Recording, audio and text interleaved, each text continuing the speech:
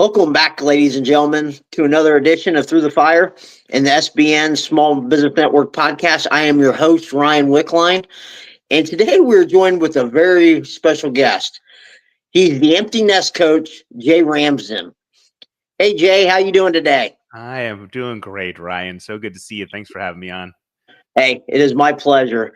I looked into your background a little bit, and I was kind of blown away by your bio and everything, because I know a lot of my friends and everything going through with what you went through. Yeah. And I think the interesting thing is I'm just a regular Joe, right? I'm not special, right? I'm just a guy who had experiences in life like everybody else has had experiences in life. And you kind of figure out how do I move forward through all these different things that happen. Yeah, awesome. So the number one question the audience probably has is, who is Jay Ramsden? So Jay Ramsden, my name is Jason Ramsden. My good friends call me Jay. So when I had a career change after 30 years in education, I decided I was going to reinvent myself. So I just started calling myself Jay online, and my wife received a promotion in work right after the pandemic, and we moved. And I decided not to continue doing what I was doing for my career for 30 years in education. And I decided to help people through life coaching, specifically empty nesters. And I wanted to be able to help people kind of see what's on the other side of it if you really want to challenge yourself in your 40s, 50s, 60s, and beyond. And so I became certified as a life coach, and specifically helping empty nesters figure out what now and what's next. So that's kind of my initial journey here in life in this second chapter. Nice story. How did your background in education prepare you for what you're doing now? That's a great question, Ryan. My background in education, I worked in education, but I was a chief information officer. I was in IT. So I think what it prepared me for, when I look back as kind of my whole career, I worked in education for a long time. And the first job I had in education was helping people figure out what schools they wanted to go to. And then I got into IT and now coaching. And what I realized throughout that entire journey is I've always helped people figure out how to solve a problem and figure out a better way to move forward. So when I was helping people figure out schools, that was, hey, I'm helping you figure out what comes next for you. When in IT, helping people solve problems and find a better way to move forward. And then same thing in coaching. So it's been an interesting journey that I've been on in terms of that time frame. But when you look at your entire life and you say to yourself, "Ooh, I can see these nuggets of who I am and kind of the special traits and special skills that I have," for me, it was just kind of this aha moment. It's oh, I can help more people than I've been helping when I was working in education. That was just kind of a small window of people, students and faculty and staff, right? But then when I became a life coach, it was oh, I can actually help a lot more people, even if I don't even work with them. Even if they see my social, if they see me on TikTok or they see me on Instagram, they read my blog or listen to my podcast, I can help them without even interacting with them directly. So what inspired you to become an empty nest coach of all things? Yeah, so I think what it was I was a general life coach, Ryan, and I was just talking about lots of different things. But what I found is the people who were being attracted to my feed, my social feed, or working with me one-on-one were all in this same stage of life that I was in. And then when I started talking about empty nesting specifically in social, then there was kind of this whole aha moment of people coming in and saying, "Oh, I'm experiencing the same thing, and here's what I'm struggling with, and I'm seeing the same thing in your journey as in my journey." And then people, all kind of get connected. And it's kind of how I built my community on TikTok, was through actually talking about the empty nest piece. It wasn't so much, "Oh, hey, let me talk about empty nesting." It revealed itself to me instead of me picking it, if that makes sense. Yeah, that's kind of awesome how you were just you probably posted one thing about it. It just kind of led you there, huh? It did. Yeah. It's funny how life does that. And to be honest, right, I'm known as the empty nest coach on TikTok and Instagram. And the reason I ended up that way is because I was talking about empty nesting stuff. And then TikTok's well, if you take your handle and your name and your bio and all talk about the same thing, that helps in the algorithm. So that's how I ended up being the empty nest coach on TikTok, was some TikTok algorithm advice. But it did work, and it pulls in people all the time because of what I talk about. Nice. So, how do you promote yourself then on TikTok and Instagram then? It's mostly through videos, and it's either talking about experiences or things I've seen with clients or within my community of empty nesters out there, is like what you struggle with, what happens at certain times of the year, the kind of journey that empty nesters typically go through, which is kind of like grief, relief, and joy. And people talk about, oh, I don't know where I am in that journey, or I've been in this one stage too long. And I try to remind people it's not linear. You don't go grief, relief, and then joy. Some people stick in the grief for a long time, and then they get to relief, and then the kids come home from school for vacation, and they go back into grief when they go back to school. Some people jump right to joy. Maybe they didn't have a great relationship with their kids. So those are all the different components of it. And that's kind of, I started talking about that a lot. And then I really got into starting about like, this is your time, right? This is your time to shine. Like, your job isn't over as a parent, but it is as a 24/7 parent. And so I say it's like we go from a full-time job to like a contracting job. We become 1099 employees of our kids when they have questions. And that seems to resonate with people in terms of like where they are with their journey. That's an interesting take on that. It's like, hey, you're not the regular 9 to 5 job now, 24 hours. It's just like you're 1099. Yeah. So, what other kind of services do you provide? Oh, so I mean, I do coaching one-on-one. I have some master classes that I offer to folks. And I've got my podcast and my blog, but mostly it's coaching, working with people one-on-one to kind of help them figure out what they want to do. It's all about answering the questions like kind of like what now and what next. And while I do talk about empty nesting, and that's my handle on all socials, it is really focused about life transitions, right? So life transitions happen to us all the time. And we see them happen, right? When we're kids, we know we have to, like, we see, oh, well, it's time to go to elementary school. And then we go, okay, after elementary school is middle school. And after middle school is high school. And after high school is either, work or college or going into the military. And then we see people, oh, we're supposed to like get a job and then get married and then have kids. Like, it's all kind of laid out for us. And then so is retirement. But what's not laid out for us, you can't really find it online. Is why I love talking about it, is the time from when the kids leave until you retire. That's the emptiness years. That's a life transition, right? That raises lots and lots of questions.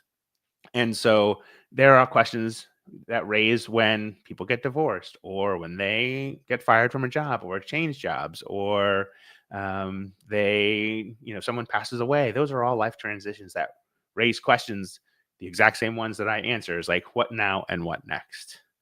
So it's it's something that everybody goes through, like those life transitions. Not everybody happens to have kids and become empty nesters, but everybody goes through some type of life transition in life that they have to answer those two questions: what's now and what next? And that's what I love about the work that I do. That's awesome. Like, I completely agree about them transitions that everybody goes through. Some people just don't know how to handle the transitions that life seems to throw at you. Yeah, I was talking to somebody earlier today, and we're talking about it a little bit. Is like, inherently we know the answer of what now and what next. Like, it's down here. Like, down here, I'm pointing, like, for those listening on audio, like to my heart. Like, we know what the answer is here, but our head, like our brain, doesn't always let go of what that is. So I say you have to get right with what's in your head and your heart in order to move forward. If you let one or the other go, then you're missing a component of how you move forward. So oftentimes it's here, it's in our heart. We know what we need to do, but our brain is afraid to take the next step. And that's the power of coaching, is helping people pull out what's kind of inside of them. And my entire journey was doing that myself. I've had coaches, I still have a coach, but like, you also have to go on a journey yourself to pull those things out of you in order to make that next step in life. I think you touched on the one thing I was going to bring up too. Was it fear that's holding most people back? And you hit and you brought it up. Yeah, absolutely. Fear is the number one thing, and it's because our brains have two jobs. Like at a really base level, our brains have two jobs. One is to keep us alive. I think that's it, right? So our brain tells our body to breathe and find food and shelter and warmth and belonging and connection. Like those are all the things that it does to keep us kind of safe. And if we're trying to like go outside of that, that's where the fear comes in. And it's really rooted kind of like in our animal brain, in that if our brains are saying, well, what if I can't find that? Like, what if I don't know how to find water or shelter, or I don't know how to make fire or get food, right? And our animal brains do that kind of conversation subconsciously, which is why we don't do things. So think about it like, the first time that you went for a job interview, you don't know the person on the other side. You don't know what they're going to ask you. And that creates fear inside of you. And that's true if you're, going on a date for the first time or meeting somebody new or trying to do something outside your comfort zone, right? Your brain is like, ooh, I could die. Literally, you're not going to die, right? Yeah. But that's the signal your brain sends to the rest of your body is like, ooh, this could be dangerous for me. And that's why fear is such a blocker to helping to having people move forward with whatever they're trying to move forward with. It's, let's say somebody wants to lose weight and they like, I'm going to go to the gym and I'm going to do it 5 days a week. And then they kind of falter a little bit. And then they have a fear of failing, right? I couldn't keep up with, I couldn't do it. I couldn't keep up with the pace, or I don't know how to do it, or I'm not sure how to lift weights. So there's this whole like the negatives, like I don't know, or I shouldn't, or I couldn't, or I won't, or I can't, or I don't. Like those are all things that are based out of fear. Yeah. Like one thing I've kind of figured out too, our brain kind of runs from pain and seeks out pleasure. So anything that could be painful, who it runs away from. You are spot on, Ryan. Spot on. It's true. Yeah, that's why sitting on the couch wrapped in a blanket and binging Netflix or some other show, that's comfort. And your brain's like, ooh, this keeps me safe. Yeah.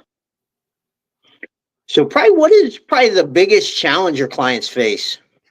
The biggest challenge is for a lot of my clients, like the empty nest phase, the people who are struggling with it, it's their identity is wrapped up in being a parent. And so that's been their purpose for 18 or 20 or 23 years. And that's the biggest thing is like, what's my purpose now? If I'm not parenting 24/7, what's my purpose now? And it doesn't happen. It doesn't always happen with just the person who's the primary caregiver in a family. But it can happen with people who have full-time jobs and have that question. It's like, yeah, who am I now if I'm not Billy or Susie's mom or dad, right? That's where our identity gets wrapped up in us as a parent instead of us as a person. And so a lot of my work is helping people unravel their identity as a full-time parent and rediscover who they are as a person. Interesting. You climb Kilimanjaro as an empty nester. How did that experience shape your perspective and help you apply that to your clients? Yeah, so it was what are we 2025? So it was 2 years ago. And I was at a time in my life, so 55, I've been empty nesting for right at just starting to empty nest. Like, and for me, empty nesting happened when my kids went into their first adult apartments. It didn't necessarily happen when they went off to college because the pandemic, and then they came back. So I didn't have that true empty nest experience when they left home. But I was at a point in my life where I was like, you know what? I'm 55.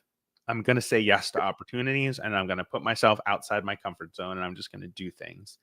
And my sister-in-law had asked me, hey, this is something I want to do. I want to climb Kilimanjaro. Do you want to go? And she said, all you have to do is pay for your plane ticket. I'll take care of everything else. And it's kind of hard not to say yes to that opportunity. And so I just said yes. I didn't necessarily know what I was getting myself into. I wasn't an avid hiker. I liked outside. I liked being outside. I liked walking and those sort of things. I had never climbed a mountain before in my entire life. Never been on a hike in my life. And so I said yes to that opportunity. And the unique thing about climbing Kilimanjaro is that it traverses 4 different climates. It hits all the climates that you have in the world. So rainforest, and then you go into kind of like more land in an Arctic desert, and then Arctic. And so you get to experience this change in climate every couple of days, and you have to acclimate and you have to figure out how your body works with it. And if you've never hiked before, you're carrying a pack and you're carrying water and you're figuring out snacks, and you have guides, you have people who are helping you, right? You can't climb Kilimanjaro without help. And that was like, for me, it was twofold. Is like, yes, I can do hard things, right? I can get comfortable with being uncomfortable. We slept in tents and sleeping bags, and as you got higher up, it got colder. And we had just had basic food that they were feeding us, nothing fancy, just enough to keep calories in us, because you burn about 68,000 calories a day climbing Kilimanjaro. And so it's like, okay, I'm outside of my comfort zone, but I can do this. I can do hard things. And that was kind of, for me, as I was getting inside of my business and working with clients more, was like, yeah, you know what? This is what this journey is about. Getting outside your comfort zone, being comfortable with what's uncomfortable, right? Trying new experiences. And I'm not saying, hey, you have to go climb Kilimanjaro to have like this life-changing experience. But it's a good metaphor and a reminder that if you get outside of your comfort zone, if you try new things, if you're struggling with your empty nest, you're not sure how to answer the questions, what now and what next, it's getting comfortable with uncomfortable things. And that may be, hey, I want to get my health under control. And I got to figure out how to get comfortable with being uncomfortable about going to the gym and working out in front of other people, and figuring out a routine that works and sticking to that routine and building discipline. And so that's all pieces and components of things that I learned on this journey. The other thing was like, I learned that in life, every step has purpose. And so I was so focused on every single step I took up the mountain, so I wouldn't fall, and I figured out where to place my foot. And so that was what I kind of repeated myself, is like, every step has purpose, every step is intentional. And that's how you move through life. Like, if you want to change who you are, scratch that, I'll say evolve. I'm not a big fan of saying, oh, changing is the way to go. I see people evolve and not change. So if you want to evolve yourself, it's like, yep, what's the next step? What's the next step? Tiny. That was the big takeaway. Every step has purpose, but they're tiny.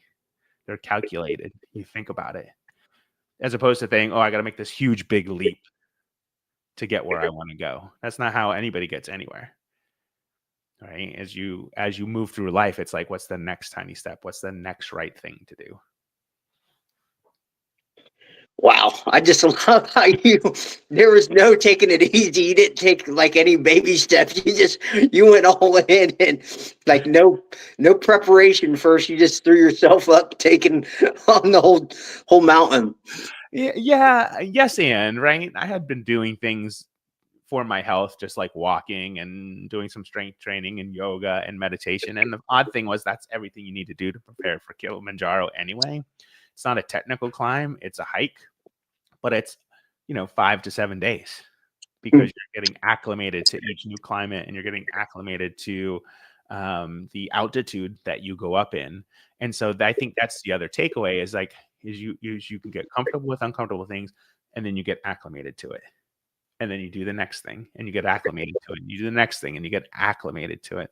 That's how we evolve and make change in our lives. That's the key. Yeah. So what is one piece of advice you'd like to give the listeners about dealing with life's transitions? Yeah, it goes back to my life motto, is like, every step has purpose. That is the big key and takeaway for people. As like, that's what I learned in this journey so far for me. I mean, I learned it so much, I actually have it tattooed on my arm over here. Every step has purpose. It also has Kilimanjaro in the other arm. So when I put them together, it reminds me of that journey. And so that is, for me, like, the big takeaway is like, don't forget, every single step has purpose. It's how you get to your next destination, but they don't have to be big, huge leaps. I like that mantra. Every step has purpose, because a lot of times we try to skip steps to try to get there quicker. Yeah. Whether, like, people think, oh, if I go to the gym, like, how long, they want to know, how long is it going to take for me to get stronger? How long is it going to take me to lose weight? Or how long, even when you're driving, like how long is it going to take me to get here? No, chunk it down. Make it tiny. It's just like the next right step. Yeah, that's one thing I always say too. If you chunk everything down, it makes like those big goals seem a little bit more possible. Absolutely. I agree with that 100%. So you've mentioned going slow to fast was a crucial lesson from your adventures. How does this translate to navigating the empty nest transition? Yeah, go slow to go fast.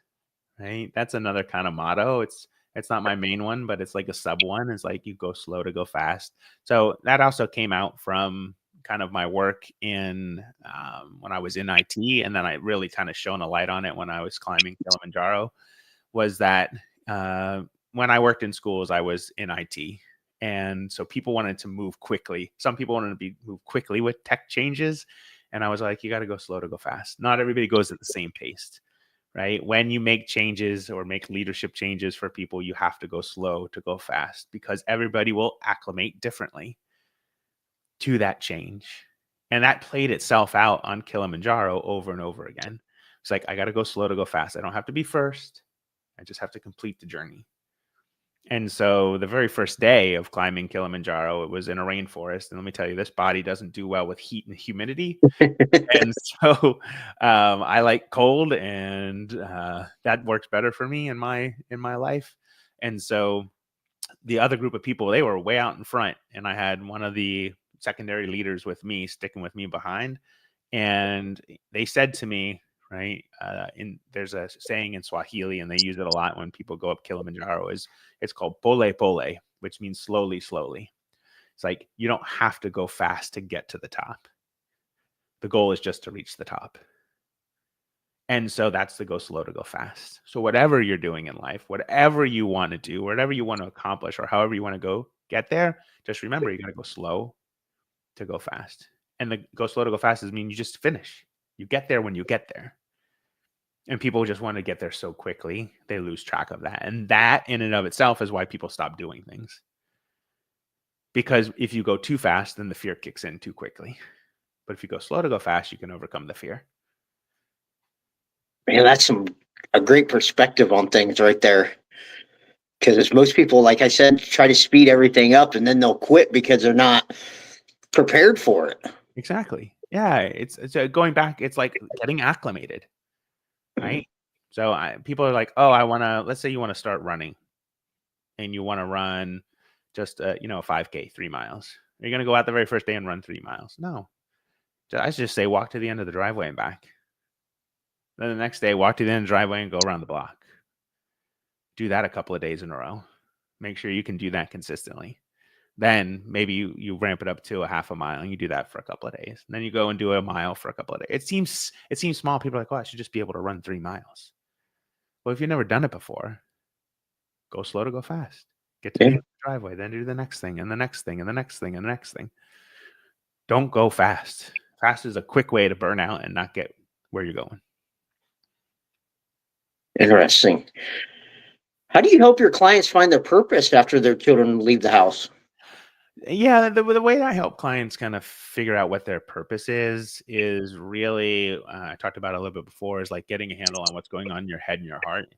A lot of the empty nest transition is all about kind of having these huge emotional roller coaster ride, right? You're like, you have both pride and your heartaches at the same time. Like you're happy for your kids, but you're also sad that they're leaving.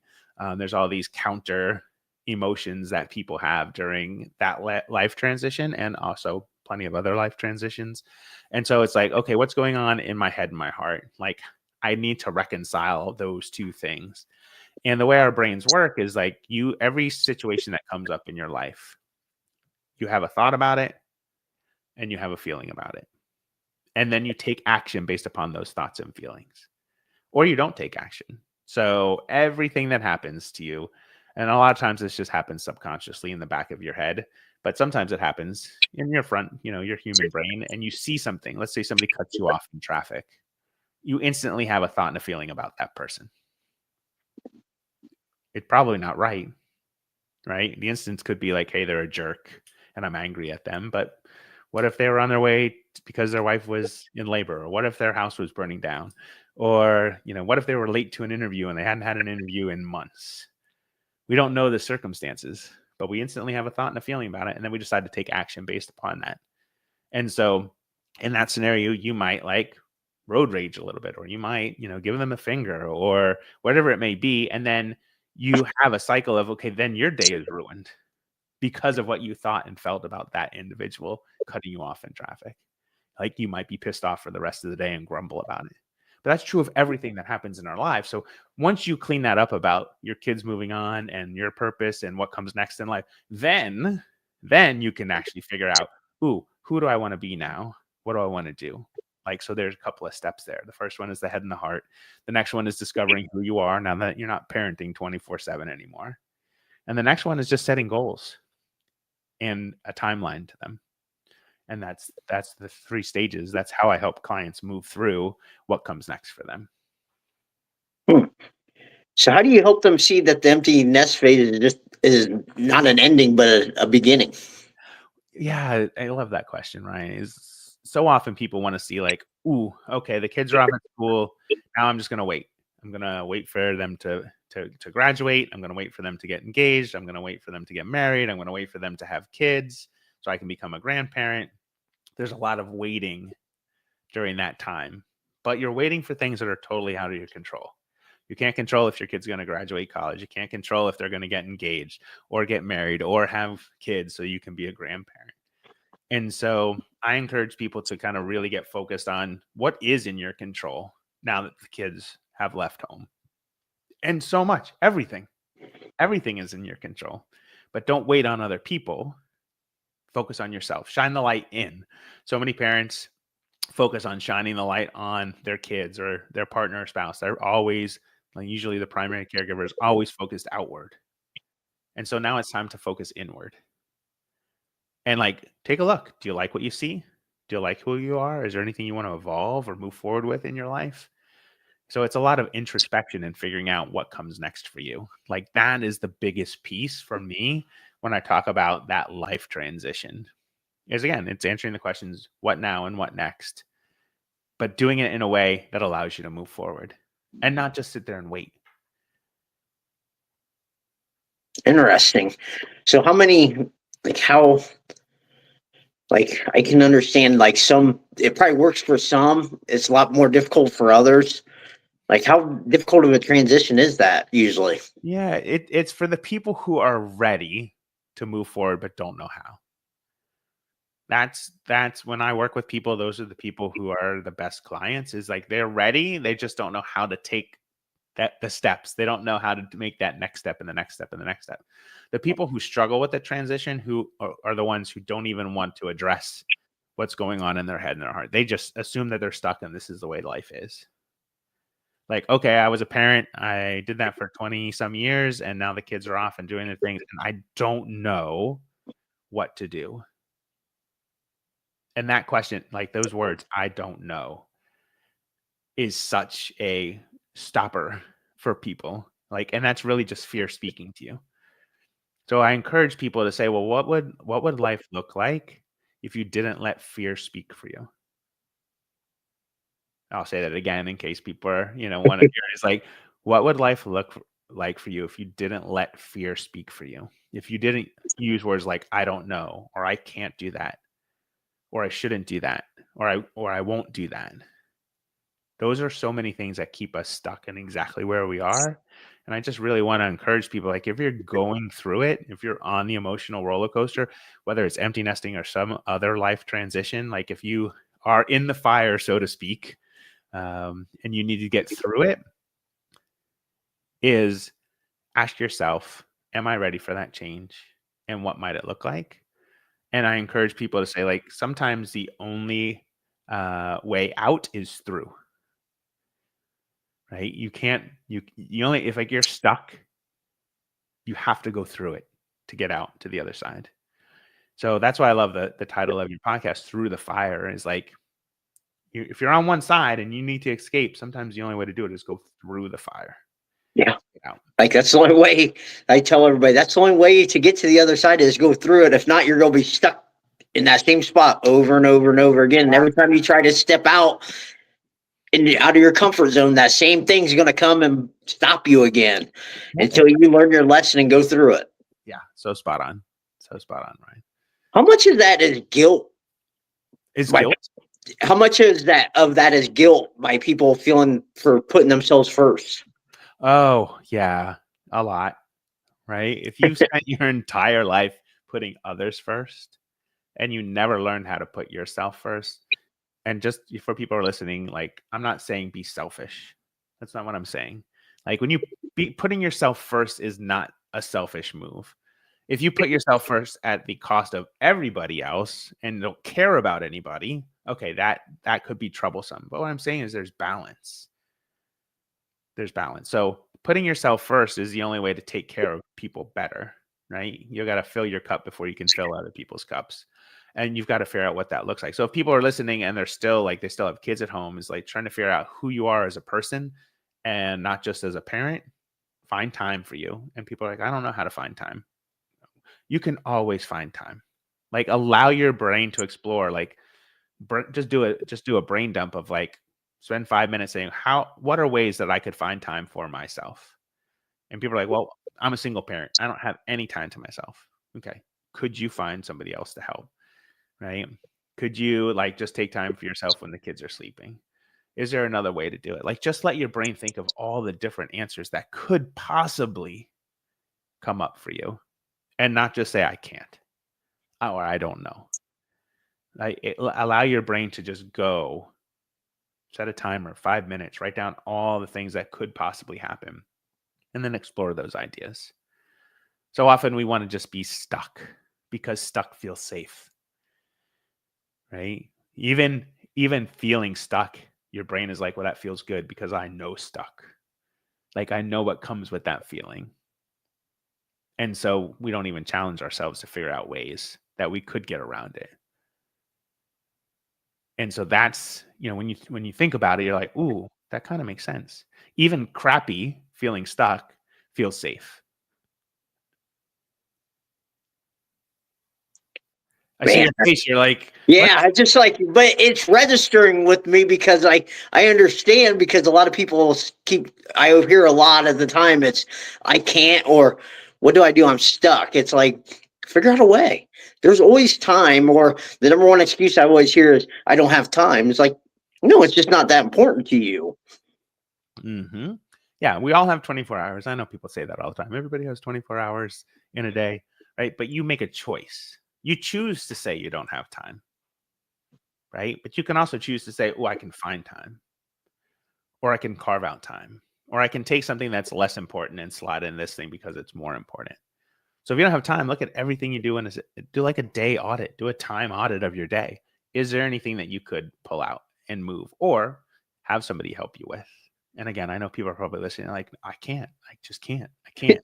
It's like, yeah, go when you do that time audit, I'm sure you'll see hours on your phone that could be like knocked down to like maybe take out 30 minutes of it and you got plenty of time. Exactly. Yeah. But your brain is like, well, but that whole thing, like the scrolling thing on social, is something that feels good, right? Is because you're looking or seeking for people who are going through the same thing that you're going through, or you want to see something that's not your life that's better. And so you're seeking for something. Well, instead of seeking for it, carve that time out and go do something that's going to help your life be better. There's always time. Yeah. It's a choice. Life is a choice. Right. That's why I always say your choices are going to define where you're going to be at, so you are your choices. Yeah. Yeah. So good. You have the podcast, This Empty Nest Life. What inspired you to start podcasting? Yeah. So my podcast, I actually started my podcast New Year's Eve of 2020, because what else do you do during a pandemic on New Year's Eve but start a podcast? And so I started it back then. It was really just a way to bring positivity to people. And I was doing that because I needed to find positivity in the world. There was so much negativity then. And with everybody being stuck inside and not sure and what was going on and how it was all going to resolve itself. So initially my podcast was called Positivity on Fire. And so I was looking ways to like bring positivity to the world and having conversations around like how we can move forward and things that we can find in our lives and how can we find more positivity. And then that the show evolved into becoming what I called intentionally curious, because that's where I was in my journey. So we got through the pandemic, and then I became intentionally curious about myself and my life and what I wanted to do. And then when I started coaching empty nesters, like, here's the next phase. It's this empty nest life. So if you go back to like way back to episode 1, which was, I think, December 31st of 2020, and do that first couple of, episodes through the beginning of 2021. But if you listen to my podcast from soup to nuts, it's just my journey of my life. Like my life as an empty nester, my life as a soon to be empty nester, my life of my wife getting a promotion and us moving, and me figuring out how to like leave one career and start another one and become an entrepreneur. And that it's like, isn't that what we want in life, is to hear how other people have done it and gone through it and been okay? And so when I look back on it, it's like, it's just my journey. My entire podcast is my journey. And now this emptiness life is trying to showcase like, how do we like elevate ourselves in this time in life? We're not going to live forever.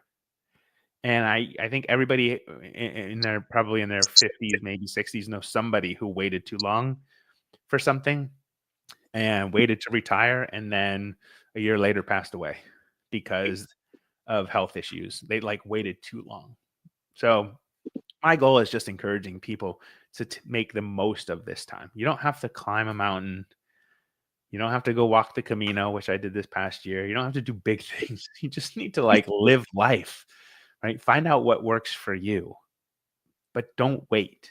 Like, don't wait. That's the biggest takeaway, is like, don't wait. Don't wait for what comes next. Don't wait on other people. Figure out how you want to live your life now, how you want to evolve as a person, and do it now. Nice. So it's kind of your podcast. Then it's kind of shows your transition from one stage to another. So people get to see firsthand how you did it. Yeah, absolutely. And then now in this empty nest life, I bring in guests, just like you brought me into your show. I bring people into my show. I bring in authors and experts and empty nesters who have done different things so that people can see what's possible.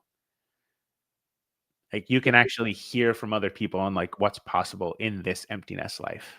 And again, people think empty nesting is just this minor transition when the kids leave home. That's empty nesting, but it's not. It's the time frame. I said it before, the time frame between now and when you retire, or when your partner or spouse retires. That's empty nest. That's the life. It's 15 years. It could be 15 years. And so how are you gonna maximize that now? How are you gonna elevate and change and figure out what you want to do now? Your kids are off figuring it out. They're figuring out who they want to be and what life looks like for them. It's time for you to do the same thing. Yeah, I know it's not some easy transition, because I know people that have followed their kids to college. Like, no, they're going to college here. We're moving close, or they got a job. Well, we got to move with them. So absolutely. I understand that transition's not very easy. Absolutely. What's the most rewarding part about podcasting for you? I love just kind of being helpful to other people.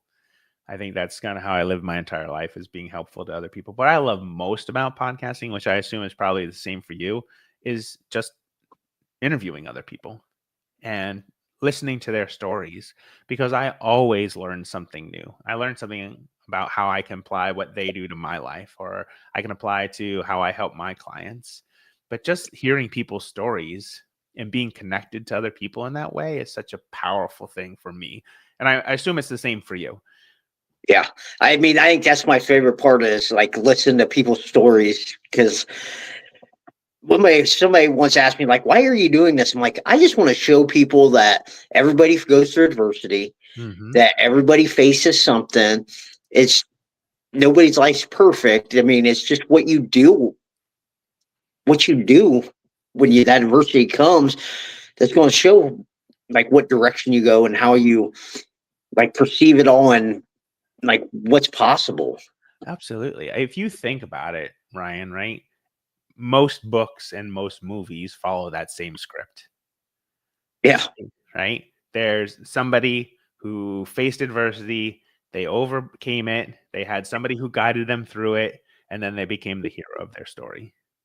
That's the human experience for a lot of people. And you and I and other people who do this kind of work, we're just regular people, right? We've just learned how to articulate what our journey is. We're not special.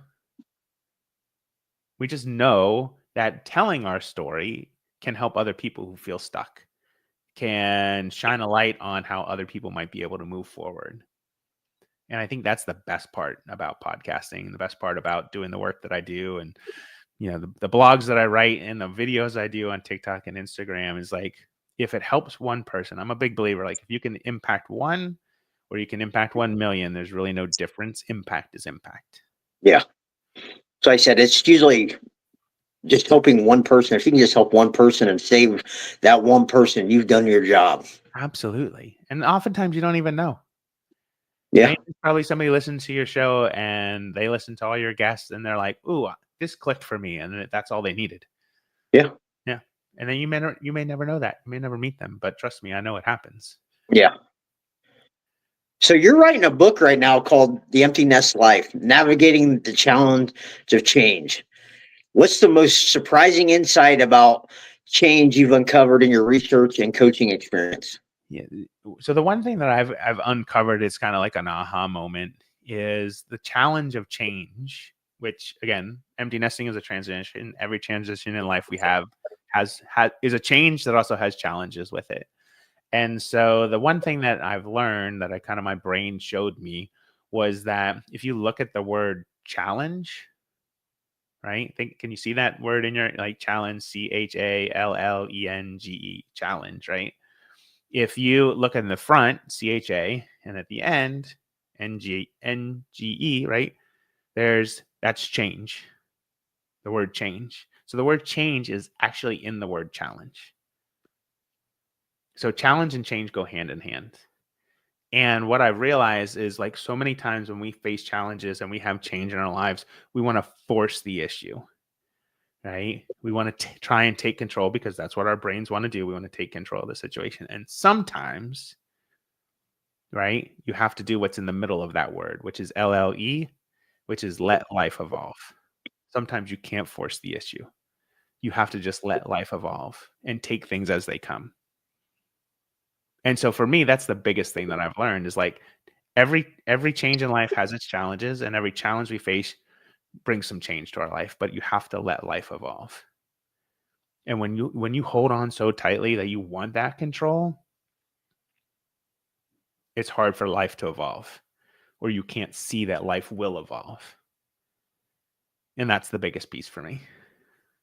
Again, wow. I see your face. That's some great insight right there. I've never thought about it that way, that in the middle of the challenge, change is in there. It's at the front. Change is at the front of every challenge, and it's at the end of every challenge. Huh.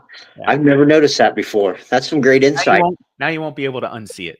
Yeah. You see the word challenge. You're and I like that. Let life evolve. Let life evolve. Yeah. Yeah, I think that's one of the biggest problems we all have is we want to control the outcomes.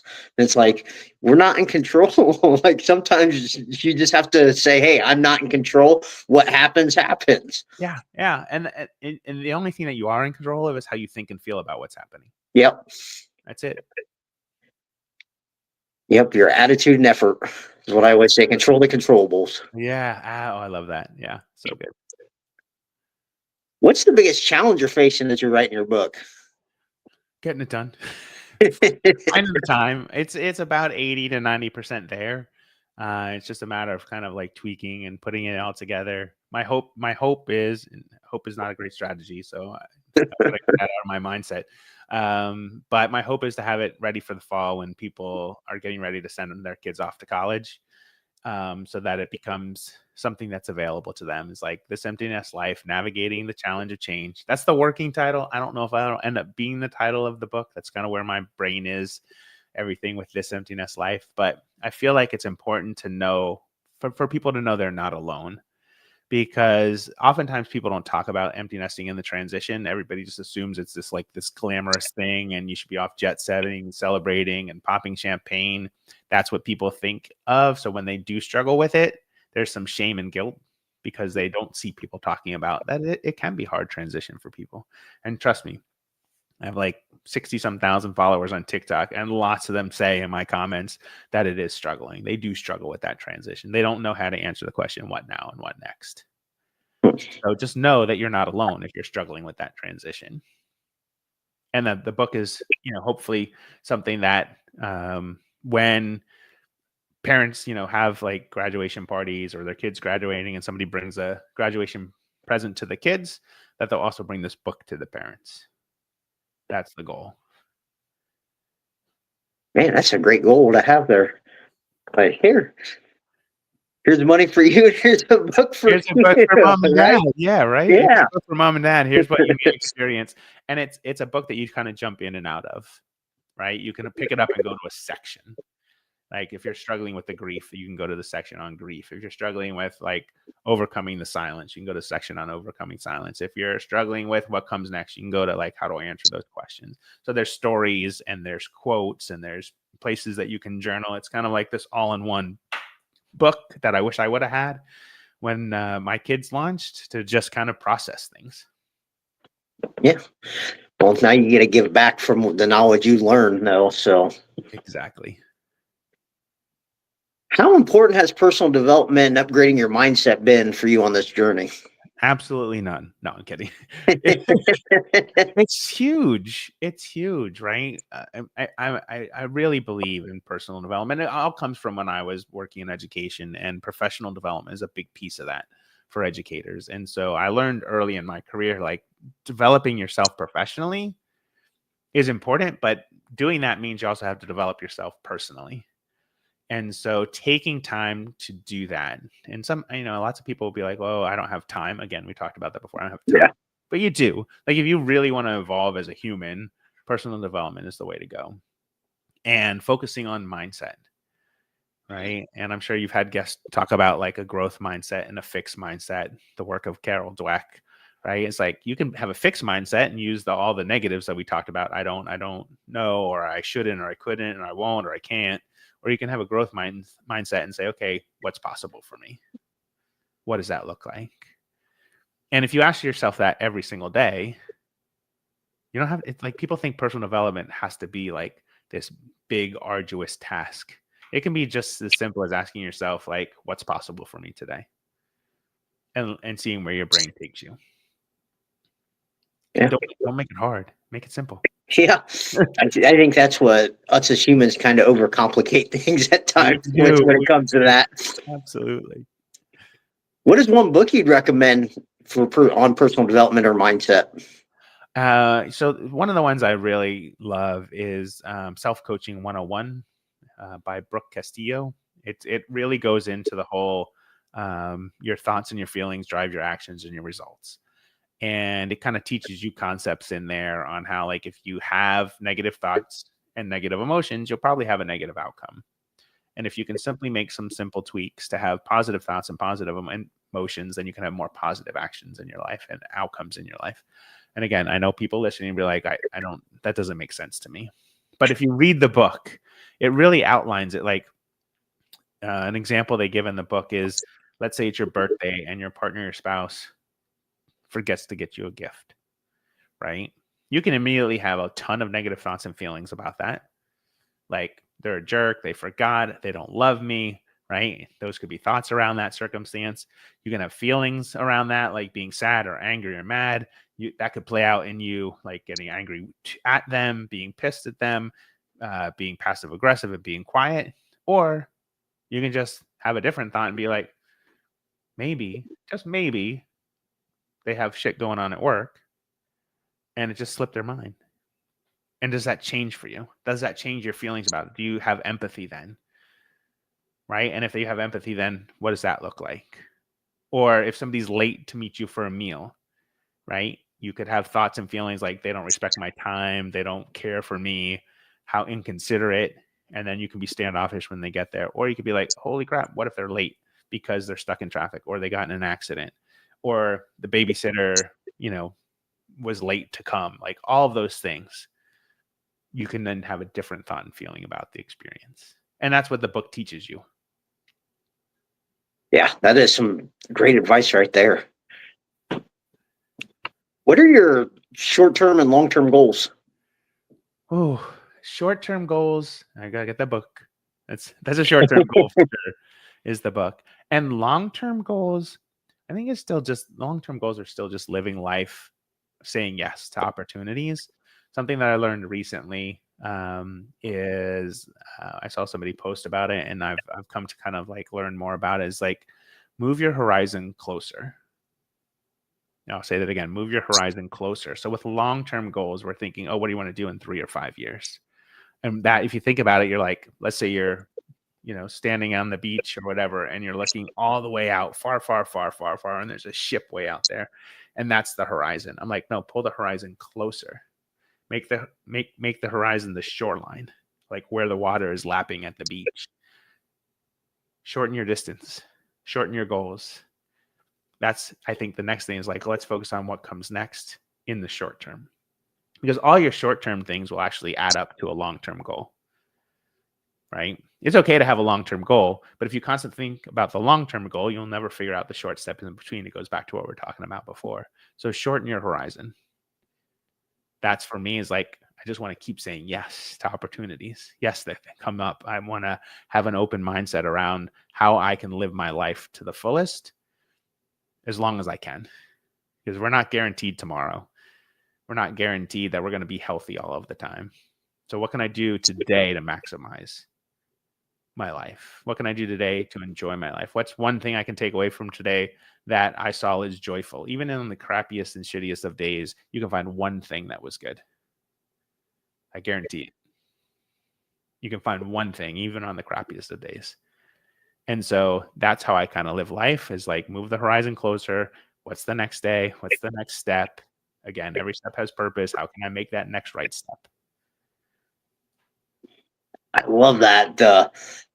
Say yes to all the opportunities that come to you. Say yes. Yeah. And when you say yes to opportunities, Ryan, like I said yes to coming on your show, right?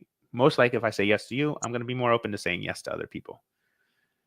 So the more you say yes, the more opportunities present themselves to you. The more your brain looks for opportunities when you say yes. When you say no, guess what happens? The less opportunities come to you. Yeah, The less life will show you those opportunities, because you're saying no.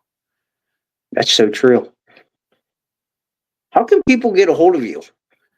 The easiest way to get a hold of me is just, you can come to my website, thisemptinesslife.com. If you Google Jay Ramsden, the Empty Nest Coach, and I'll fill up the entire first page of Google. It'll put you to my website. It'll find TikTok and Instagram and Facebook and all the places I am. But thisemptinesslife.com is the quickest way to find me and get in touch with me. Okay. Is there anything that we haven't covered that you want to talk about? We've covered a lot today. I appreciate being on the show. There's nothing I can think of other than just a reminder, like, every step has purpose in your life. Just remember that. Take the next right step for you. Great advice. What is one piece of final question? What is one piece of advice you'd like to leave our listeners with about overcoming adversity? I think the one thing is just being open to opportunities and moving away from the I can't and I shouldn't and I won't and I couldn't and I don't. Move away from those, the contractions of life, and let that expand into, like, what are the possibilities? Just ask yourself that today. What are the possibilities for me? I love it. Like, thinking outside the box, like, what is possible? What is possible? Yeah. Don't limit yourself by money or time or energy or anything else. Just let your brain run wild with, what are the possibilities for me? Great. Well, Jay, I can't thank you enough for coming on here today. It was like a great conversation. I loved every second of it. Like, you taught me a lot. Well, I appreciate you so much for reaching out and having me on the show, Ryan. I love the title, Through the Fire, and sometimes that's the only way through. Yeah, exactly. Well, guys, that's all the time we have here today Remember, the only way to get what you want is go through the fire.